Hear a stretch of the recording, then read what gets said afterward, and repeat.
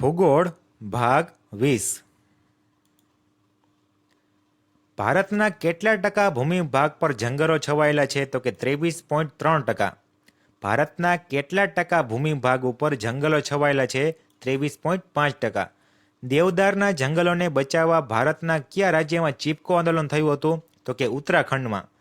દેવદારના જંગલોને બચાવવા માટે ભારતના કયા રાજ્યમાં ચીપકો આંદોલન થયું હતું? તો કે ઉત્તરાખંડમાં. ચીપકો આંદોલનના પ્રણેતા કોણ હતા? તો કે સુંદરલાલ બહુગુણા. પ્રશ્ન યાદ રાખવાનો છે, ચીપકો આંદોલનના પ્રણેતા કોણ છે? સુંદરલાલ બહુગુણા. અને ઉત્તરાખંડમાં આંદોલન થયું હતું. ભારતમાં માત્ર કચ્છના નાના રણમાં જોવા મળતું પ્રાણી કયું છે? તો કે ઘુડખર. ભારતનું રાષ્ટ્રીય પ્રાણી? તો કે વાઘ. ભારતમાં ચિત્તો કઈ કક્ષાનું પ્રાણી છે? તો કે ભયના આરે. ભારતમાં સાબર કઈ કક્ષાનું પ્રાણી છે? તો કે વિનાશના આરે. ચિત્તો ભયના આરે અને સાબર છે તે વિનાશના આરે પ્રાણી છે. ગુજરાતમાં રણલોંકડી, ઘોડખર, રીંછ કઈ કક્ષાના પ્રાણી છે? તો કે ભયના આરે. વિશ્વ પર્યાવરણ દિવસ? તો કે 5 જૂન. વન મહોત્સવ? તો કે જુલાઈ મહિનામાં. વન્ય પ્રાણી દિવસ? તો કે 4 ઓક્ટોબર. જૈવ વિવિધતા દિવસ? તો કે 29 ડિસેમ્બર. વિશ્વ વન દિવસ? તો કે 21 માર્ચ. અને વન્ય પ્રાણી સપ્તાહ? તો કે 2 થી 9 ઓક્ટોબર. વિશ્વ પર્યાવરણ દિવસ 5 જૂન. વન મહોત્સવ? તો કે જુલાઈ મહિનામાં. વન્ય પ્રાણી દિવસ? તો કે 4 ઓક્ટોબર. જૈવ વિવિધતા દિવસ? તો કે 29 ડિસેમ્બર. વિશ્વ વન દિવસ 21 માર્ચ. અને વન્ય પ્રાણી સપ્તાહ ક્યારે ઉજવાય? 2 થી 9 ઓક્ટોબર સુધી. 1975માં સંયુક્ત રાષ્ટ્રોના ખાદ્ય અને કૃષિ સંગઠનના સહયોગથી કઈ પરિયોજના શરૂ કરવામાં આવેલ છે? તો કે મગર પરિયોજના.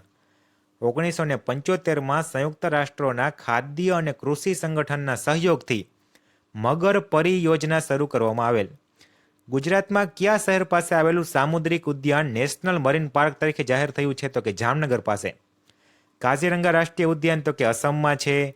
પેરિયાર અભયારણ્ય? તો કે કેરળમાં. પશ્ચિમ બંગાળમાં? તો કે સુંદરવન આવેલ છે. બાંદીપુર રાષ્ટ્રીય ઉદ્યાન? તો કે કર્ણાટકમાં. અને કોર્બેટ રાષ્ટ્રીય ઉદ્યાન? તો કે ઉત્તરાખંડમાં. કાઝીરંગા અસમમાં. પેરિયાર અભયારણ્ય? તો કે કેરળમાં. પશ્ચિમ બંગાળમાં? તો કે સુંદરવન આરક્ષિત ક્ષેત્ર. બાંદીપુર રાષ્ટ્રીય ઉદ્યાન? તો બાંદીપુર છે કર્ણાટકમાં. તો યાદ રાખવાનું, કર્ણને બંદી બનાવવામાં આવ્યો હતો. તો બંદી કોણ બન્યું હતું? કર્ણાટકમાં. કોર્બેટ? તો કે ઉત્તરાખંડમાં. ચંદ્રપદ પ્રભા? તો ચંદ્રપ્રભા આવશે ઉત્તર પ્રદેશમાં. ચંદ્રપ્રભા ઉત્તર પ્રદેશ. દચ્ચી ગામ? તો કે જમ્મુ કાશ્મીર. નંદાદેવી જૈવ આરક્ષિત ક્ષેત્ર? તો કે ઉત્તરાખંડ. પંચમઢી જૈવ આરક્ષિત ક્ષેત્ર? તો કે મધ્યપ્રદેશ. નંદાદેવી ઉત્તરાખંડ. પંચમઢી મધ્યપ્રદેશ. દચ્ચી ગામ? તો કે જમ્મુ કાશ્મીર. કયું જૈવ આરક્ષિત ક્ષેત્ર કર્ણાટક, કેરળ અને તમિલનાડુમાં પ્રસરાયેલું છે? તો કે નીલગિરી. ખાસ યાદ રાખવાનું, નીલગિરી છે તે આરક્ષિત ક્ષેત્ર કર્ણાટક, કેરળ અને તમિલનાડુમાં પસરાયેલું જોવા મળે છે. રણથંભોર રાષ્ટ્રીય ઉદ્યાન ક્યાં આવેલ છે? તો કે રાજસ્થાનમાં. માનસ અભયારણ્ય? તો કે અસમમાં. માનસ અભયારણ્ય કોણ છે? ક્યાં આવેલું છે? તો કે અસમમાં. સિમિલીપાલ રાષ્ટ્રીય ઉદ્યાન? તો કે ઓડિશામાં. જંગલો અને સંશોધન કરતી સંસ્થા ફોરેસ્ટ રિસર્ચ ઇન્સ્ટિટ્યૂટ ક્યાં આવેલી છે? તો કે દહેરાદૂનમાં. જંગલો અને સંશોધન કરતી સંસ્થા એવી ફોરેસ્ટ રિસર્ચ ઇન્સ્ટિટ્યૂટ ક્યાં આવેલી છે? દહેરાદૂનમાં. ભારતનું રાષ્ટ્રીય પક્ષી મોર. ગુજરાતનું રાષ્ટ્રીય પક્ષી? તો કે સુરખા ફ્લેમિંગો. ભારતનું સૌથી મોટું મહાકાય પ્રાણી? તો કે હાથી.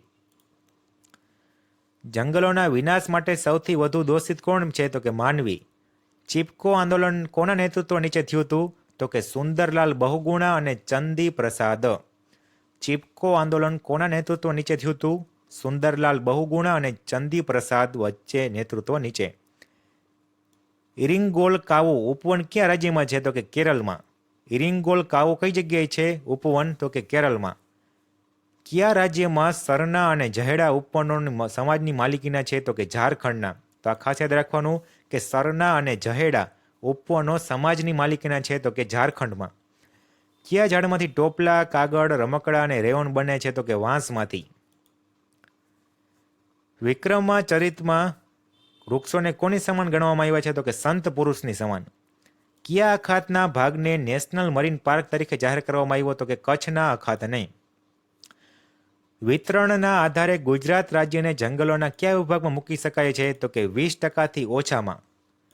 ગુજરાતમાં કયા પ્રાણીઓ વિનાશના આરે છે? તો કે ઘોરાડ, ડુગાંગ અને હેણોત્રો. ગુજરાતમાં કયા પ્રાણીઓ વિનાશના આરે છે? તો કે ઘોરાડ, ડુગાંગ એટલે કે દરિયાઈ લગભગ ગાય થાય, ડુગાંગ અને હેણોત્રો. ભારતની આર્ય સંસ્કૃતિને શું કહી શકાય? તો કહીને વૃક્ષોનું મહત્વ વધાર્યું છે, તો કે અરણ્ય સંસ્કૃતિ.